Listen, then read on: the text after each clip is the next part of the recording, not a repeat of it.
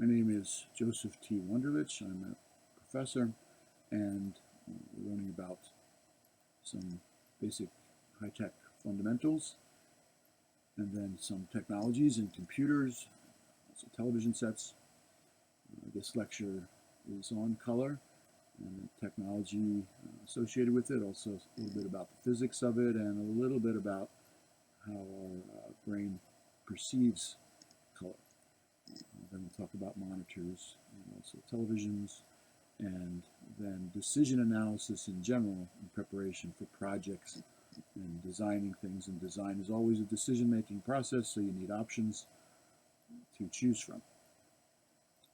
So firstly, we want to learn about visible light, and that's part of the electromagnetic spectrum. And there's two videos on this first slide here I want you to watch in a second here before you go on to the next slide. The first video just explains the electromagnetic spectrum and where visible light is within that, and the things that exist and are useful at other frequencies in technology. It's not what we see, but there are other useful wavelengths. And wavelength is just the inverse of frequency. So speaking of frequencies and wavelengths is similar. So, so we'll come back and look at that video in a second. And then below here it says video on how our brain sees color. Now there's no text here related to that other than that color we divide into red, green, and blue. And that's how the technologies, before we talk about additive and subtractive colors, we want to first learn how our brain and why our brain is perceiving things the way it does. So without too much other documentation on that, there's a video there. So please pause here and watch the two short videos. The first one up by visible light there on the electromagnetic spectrum, and then the second one here, video on how our brain sees color. On these next two slides, I'd like you to remember two main concepts, main applications to computing, and to get the basic principles of what goes on. And you can read the text. I've highlighted some things, but mostly I just want you to read all of it and remember some key things that I'll state here.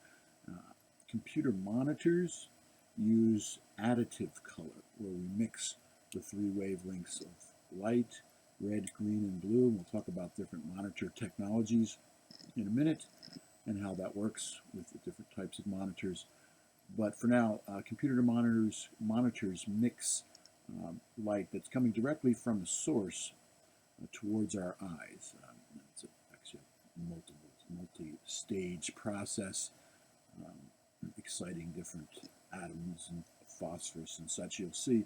But the end result is there are various wavelengths of light incident on our eyes, and the computer monitor uses those principles. And so, for example, if you mix all three of red, green, and blue, you get white light when it's additive color.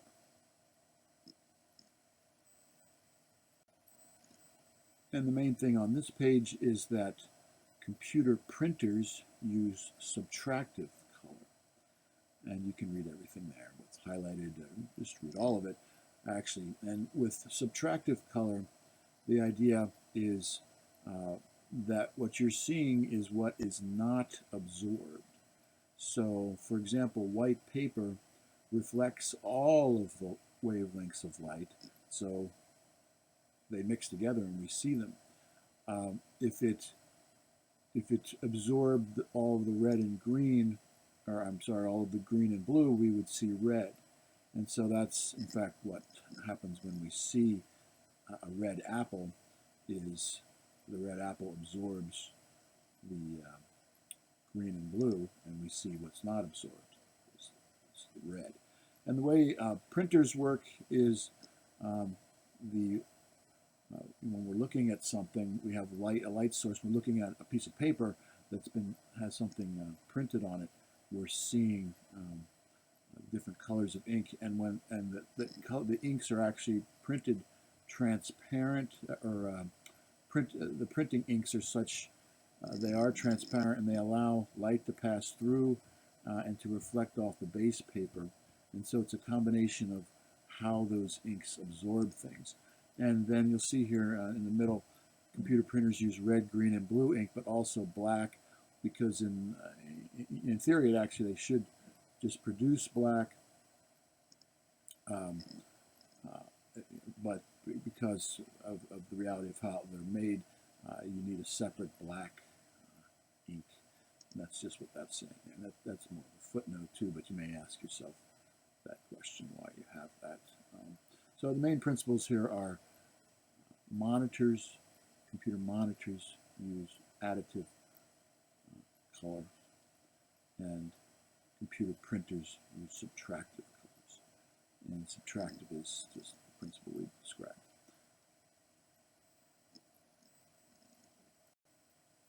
Please continue reading the rest of what's here about colors and on the top part of this page. And then we're going to go on to computer monitors. So if you want to pause and just finish reading that first, that's fine. But now, computer monitors. So before you click on this video, there's a video there, and watch it about some of the physics involved, which is a little bit review of what you just did, I learned about it a second ago, but reinforces it. Before you do that, look through here and understand this table of hexadecimal, decimal, and binary. So I believe we've discussed this, or you've seen this someplace before. But hexadecimal is 0, 1, 2, 3, 4, 5, 6, 7, 8, 9, A, B, C, D, E, F. It goes up to 15, and then 1, 0 is 16. So it goes up to 15 because we count 0. 0 in base 16 is a number just as 0 in base 10 is a number that, and we count it to 9, and then say 1, 0. Even though it's base 10, we count to 9. Same with hexadecimal. And what you're seeing here are the range of intensities of R, G, and B. So if you look at the decimal first, we can go to 0 to 255 with 2 hexadecimal digits, which corresponds to 8 bits, because they're 4 bits each, right? Each hexadecimal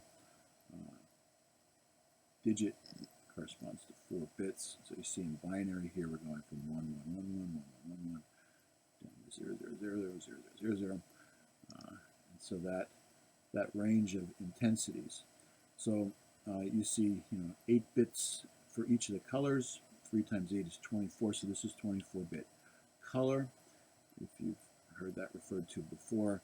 And so we vary the intensities of red, green, and blue to get the mix of colors. And so you should understand that. So if I was to ask you, since you know that monitors are additive color, if I turn up the intensity completely to get white light and max out each of these R, G, and B values, what would that be in hexadecimal? There's a 1-point test question. Well, that would be FF, FF, FF. So all 3 of them turned up full intensity would give you white by mixing all of the red, green, and blue at the equal and same intensity, highest intensity. Conversely, black would just be all zeros. So pause this and please watch that video where it says physics right above the numbers here, and then move on to the next slide. Now we want to discuss the 3 different types of monitors here, CRT, the LCD, and the plasma. So I'd like you to read everything on these slides, and then there's a couple videos to reinforce it, and I will just discuss the main principles here. So the first is somewhat of a footnote. These still exist. They were around until, I guess, 1990s, thereabouts, when we went to flat screen, somewhere in there, but most of my youth, born in 1961, so until I was about 40, in my 40s, there were still CRTs for computer monitors and televisions, and they still exist in some places. So even if it's a historical footnote, you should understand this is one of the types of monitors. And the idea here is you want to control a beam of electrons. And the basic principle is you heat up a cathode, which excites and allows electrons to be emitted, and then you control how they're directed in a beam towards the back of the screen. And there's three different energy beams: a red, green, and blue, and they're directed at what are called triads of pixels, phosphorus cells painted on the screen. And so you're directing this electron beam with magnetic fields that you're controlling, and with a raster scan, so it goes back and forth, back and forth, back and forth, very fast, faster than your eye can perceive, and draws the images over and over and over again. And the three beams are hitting triads of pixels of phosphorus atoms painted on the back of a glass screen. And then those phosphorus atoms, as they're hit with the energy of the electron, will be put into an excited state. Maybe learn this in your physics, atomic physics, or quantum mechanics if you took such a thing. And you learn in quantum mechanics and atomic physics that if you excite an atom to a certain energy level by, for example, bombarding it with an electron beam, it'll go into an excited state, and then when it goes back to its resting state, it will emit energy in the form of a photon, a wave, an electromagnetic wave. A photon, electromagnetic waves have particles associated with them, but they act like waves. They move through space like waves, but they interact with matter as they have an effective mass. So these photons are emitted, and then they hit your eye, and then we've already learned about how that's processed. So it is a source of light. It is additive color, but it's somewhat of a two-stage process here, where these electrons are hitting the phosphorus, and then the phosphorus emit the light energy towards your eyes. All right, the second one is an LCD screen, and the best way to understand how that works is to watch a couple videos here. Well, first thing you want to understand is LCD is different than LED. An LCD is a liquid crystal display, and that's what your monitors are. An LED is like the little light bulbs. If you bundle them together, you make bigger light sources now. And so you can watch the videos of how those two work. But you should know that an LCD is not an LED. They're different. Now there are LED. There is LED backlighting in some of the monitors, but we don't want to confuse the two. So how an LCD screen works is you essentially have these filters, and where you polarize the light, and then you bend the light, and you're controlling how the light's being bent with these liquid crystals, and you're bending them in such a way to control how the light that hits your eyes works. So, and they're doing that with three different beams of light. So just think of bending the light with these liquid crystal helixes, you'll see. So stop this slide and take a minute to watch those the videos under LCD and LED. Now this is a comparison of a couple different types of technologies, a couple years old now, but the main principle is the same. So don't look at the dollar values or even the technologies that are there so much as the principle of comparing the quality of different items. So this is from, there's unbiased testing here. I listed the top LCD screens. PC Magazine now they're biased in the way that they're Wintel machines, Windows and Intel, Windows operating system and Intel processor machines. And Macs are unfortunately not anything any different anymore. It was nice, I think, when they were a little bit more different with Motorola processors and a little bit more of their own technology. Apple's fine on its own now. I've told stories about that, all of that before. You've heard, so I won't repeat them here. Consumer Reports, I've been a member of that for almost 40 years now. I do just the online version. I kept all the magazines for years because the principles don't change, even though the items that you look at at a given time change. So you're just looking at some of the criterion here. As you see in this table, display quality and the viewing angle, ease of use, versatility, energy consumption. And we're going to look at a recent purchase, assuming you're listening to this not too far away from 2020 when I'm first making this narrative audio version of this PowerPoint during the coronavirus. It's closed down all the schools except for online. So I'll give you a recent example of flat screen TV that I just had delivered today, actually. And I'll show you the decision-making process. And it's similar to this. So this is the kind of things you want to look at when you are selecting the quality of most things. This is the third technology I want you to compare. So this one's a little trickier, but not a whole lot. So the idea here is similar to a fluorescent light bulb in the ceiling, the fluorescent lamps, lights in the ceiling. And so you have a gas in a cell here, similar to the gas in the lamps in the bulbs. And then you heat it up and you send an electric charge spark through it, and it creates a plasma exciting the atoms. And then those atoms, in turn, when they get excited, will release some energy. And in this case, the gas will release electromagnetic radiation in the ultraviolet range. Photons, remember photons are the particles associated with the waves of light. The photons have an effective mass. It's a tricky thing with light. You can look that up, whether light has the mass associated with light, which there really isn't any. It has an effective mass because these photons interact with matter as if they have mass. But in reality, the electromagnetic radiation is a wave going through space. But regardless here, so you've got you have this gas in this gas that you're exciting, just like the light bulb in the ceiling, and then when the gas gets excited, it releases some energy that then hits this phosphorus coating in the light bulb. It's on the inside of the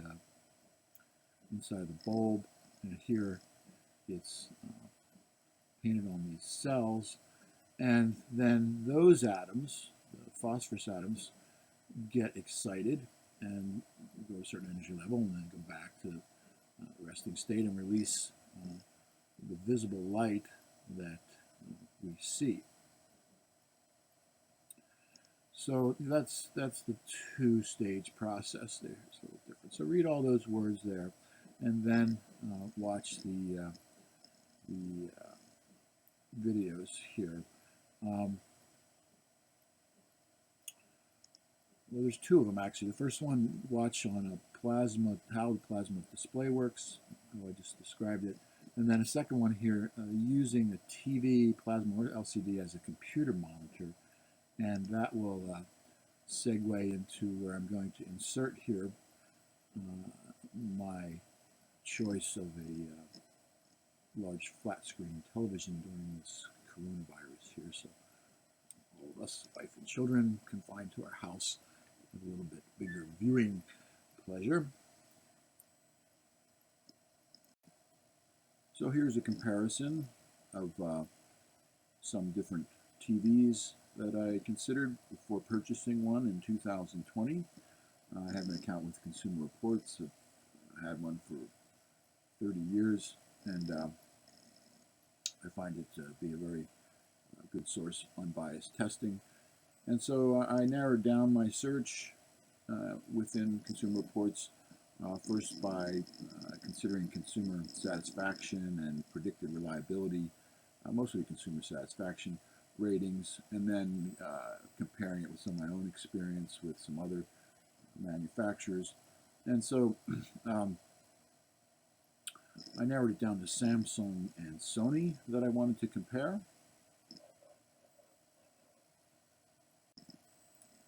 Then I did a search for 60-inch or larger TVs. Wanted a nice big screen for the whole family to watch from different distances within a big room. And also I put less than $1,000, just assuming I would probably upgrade in a couple of years, maybe something else. And I've had many technologies where I've spent a little too much to get the bleeding edge instead of the cutting edge. So these were very good value for less than $1,000. And so you see different criteria here.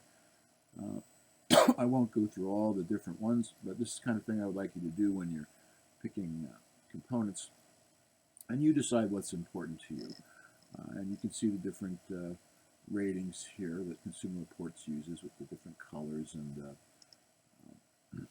arrow, double arrow up or down in some cases.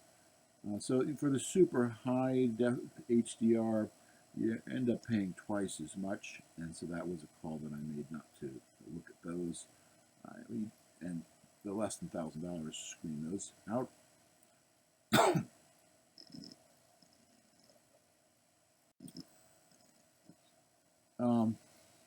So I compared the top two within that selection of the top Samsung and top Sony, and put them head to head here, considering that the Sony was $130 more and not really a whole lot different in performance, pretty much equivalent, but I still wanted a little more research. So then I found this video here comparing the exact Samsung model that I was considering and then something close to the Sony. And this was a good video I'd like you to take a look at, and they're comparing design, picture quality, motion, input lag that has to do with gaming and the response for the gaming consoles, sound quality where we like to produce music in our house and listen to music quite a bit, so that was a big difference. And then comparison. So you can see different things here. I'll let you drill down in the design, having to do with the backlighting and the distribution of the LEDs through the LCD screen. That's how that works. The lighting source is LEDs in the back, and then it shines through the LCDs that you've learned about. So you'll learn about that while listening to this video.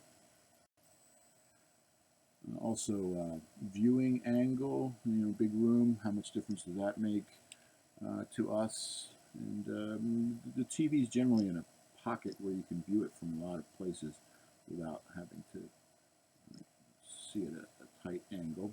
But here are some criteria of that. Reflections, and you can see the imaging that they do with that.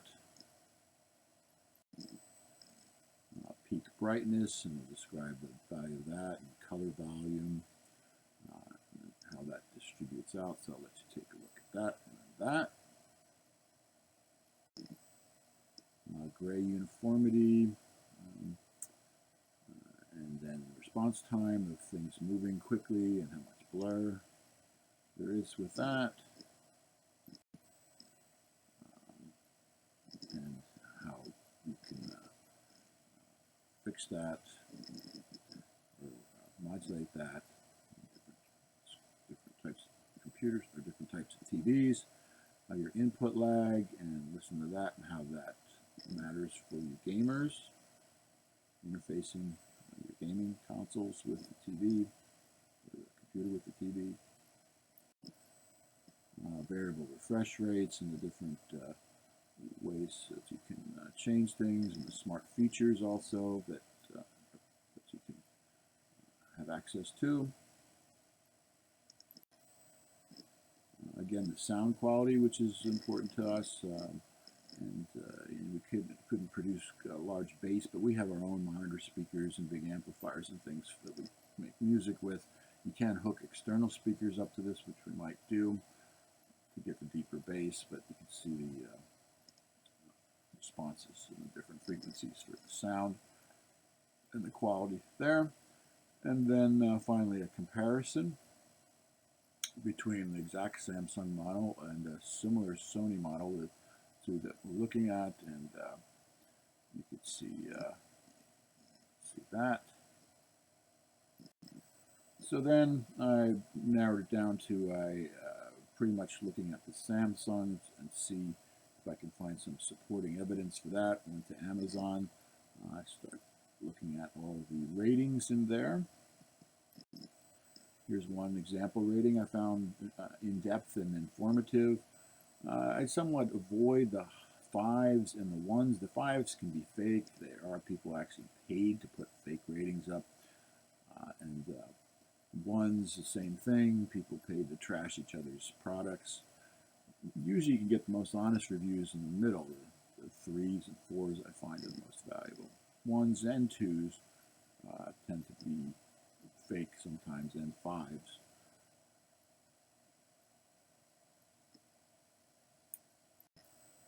And so I purchased it, and it arrived today.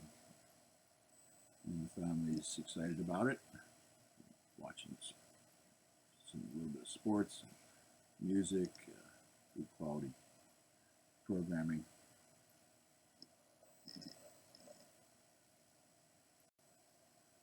So what you previously looked at with the television is the kind of thing that I want you to do, but maybe a more tabular, not necessarily quantitative way. Here are some Pew diagrams, decision analysis type things. I've been doing this for 40 years, these kind of things with all kinds of decisions. Where to go to school, where to move to, what job to take, what to buy, all kinds of things. You got to be careful on how you assess things and put numbers to things. These are not, these two examples here don't have weights on your criteria. If you don't put weights on it, then you could run into a problem with having something that you're considering as a criteria that doesn't really have any magnitude of significance compared to the others, and skew your results unknowingly if you're just adding the numbers up. So here, just a couple examples of different things to compare. Don't feel you need to use the scale or the numbers or pluses or minuses. You decide how you want to evaluate your systems. And the cost is pretty straightforward comparison, but other things are more qualitative. You have to find a way to assess them.